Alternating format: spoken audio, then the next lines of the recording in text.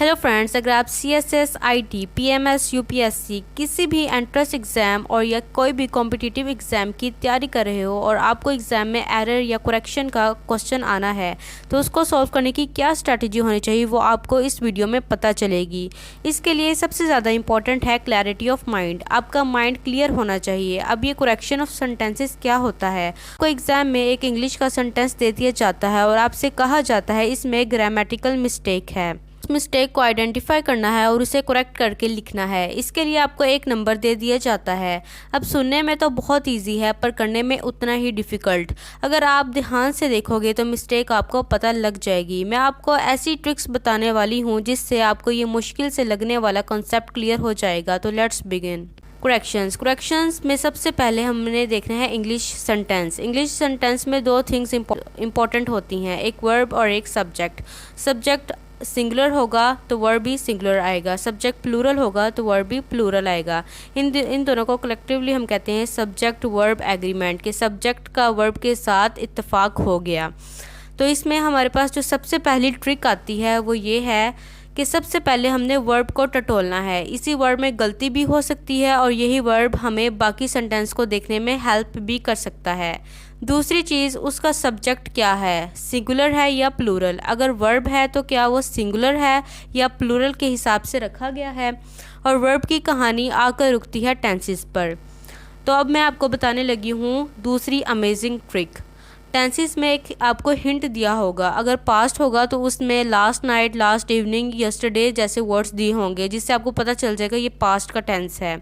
अगर कोई प्रेजेंट का टेंस है तो उसमें हैज़ हैव का इस्तेमाल किया होगा। सब्जेक्ट के बाद और वर्ब में फर्स्ट फॉर्म दी होगी जो कि गलत है, ठीक है। और अगर पास्ट होगा तो उसमें सेकेंड फॉर्म ऑफ वर्ब आएगी। For example, the child steel the show last evening. इसका ये मतलब नहीं है कि जो बच्चा है उसने शो चुरा लिया। इसका मतलब है कि बच्चे ने शो में ऐसी परफॉर्मेंस की कि सबके दिल उसने लूट लिए। हमने देखना है कि लास्ट इवनिंग लिखा हुआ है तो हमारा माइंड क्लिक करना चाहिए कि पास्ट का टेंस है।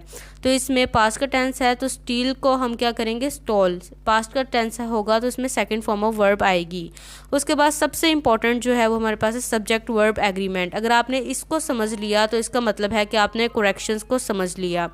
तो फर्स्ट पॉइंट इसका है use singular verb with the singular uncountable noun. ये जितने भी अनकाउंटेबल नाउन लिखे हुए हैं इसके साथ हमारे पास सिंगुलर वर्ब लगेगा। जैसे फर्नीचर एक ही होता है, बहुत सारे फर्नीचर तो नहीं होते। कलेक्टिवली हम उसे फर्नीचर ही कहते हैं। पोइट्री, न्यूरी, हेयर के साथ लोग एस लगा देते हैं लेकिन हेयर आपने सिंगुलर ही रखना है। Alphabet, information, stationery, business, knowledge. अगर सब्जेक्ट सिंगुलर होगा तो वर्ब भी सिंगुलर आएगा, सब्जेक्ट प्लूरल होगा तो वर्ब भी प्लूरल आएगा। और इन सब के साथ हमारे पास लगेगा इज़, हैज़ जैसे हेल्पिंग वर्ब जो कि सिंगुलर होते हैं। अब हम वो एग्जांपल्स कर लेते हैं जो पास्ट पेपर्स में आई हुई हैं। फॉर एग्ज़ाम्पल, हर हेयर डैश वाइट। हेयर, अभी मैंने आपको बताया कि ये हेयर जितने भी वर्ड्स हैं उसके साथ हमारे पास सिंगुलर आएगा। तो यहाँ पे क्या आएगा, her here is white. Your advice dash worth appreciation. Advice क्या है, सिंगुलर, तो इसके साथ क्या आएगा, इज़। अब हमने देखना है use singular verb with pairs. अब पेयर्स आएंगे जिसके साथ हमने सिंगुलर वर्ब ही यूज़ करना है। ब्रेड एंड बटर तो एक ही होता है। हम ब्रेड और बटर को अलग अलग तो नहीं खाते। तो ये ऐसी चीज़ है जो हमेशा एक ही रहती है लेकिन एंड इनको जोड़ने के लिए सिर्फ लगाया गया है तो आपने कंफ्यूज नहीं होना।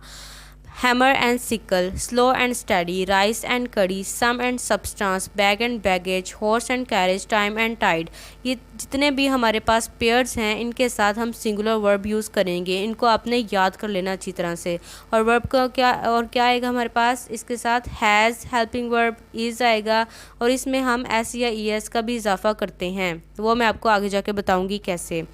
उसके बाद एक और कंडीशन आती है हमारे पास, जैसे अगर एक इंसान, जानवर या चीज़ के बारे में बात हो रही है तो सिंगुलर वर्ब आता है। जैसे कि एक ही कुत्ते के बारे में बात हो रही है कि वो काला है और गोरा है। इसको आपको, ये एक ट्रिक है, इसको मैं आपको एग्जांपल्स किससे तो एग्जांपल से समझाती हूँ। A black and white dog dash in my room, काला और सफ़ेद कुत्ता। अगर यहाँ पे होता a black and a white dog तो इसका मतलब होना था एक काला और एक सफ़ेद कुत्ता। अब कुत्ता एक ही है और वही काला है और वही सफ़ेद है, तो एक ही कुत्ते के बारे में बात हो रही है। तो जब सिंगुलर होगा तो उसके साथ क्या आएगा, इज़। अब प्लूरल वर्ब्स हम किसके साथ यूज़ करते हैं, वो वर्ड्स ये हैं, इनको भी आपने अच्छी तरह याद कर लेना है। Scissors, trousers, gloves, pants, archives, congratulations, binoculars, riches, remains, savings, proceeds, arrears, spectacles, contents, credentials, earnings, orders, customs. ये जितने भी वर्ड्स हैं इनके साथ हम प्लूरल वर्ब्स लगाएंगे, जैसे हैव और आर, ये हमारे होंगे हेल्पिंग वर्ब। फॉर एग्जांपल अभी मैंने आपको बताया कि सीजर्स के साथ क्या आएगा, आर।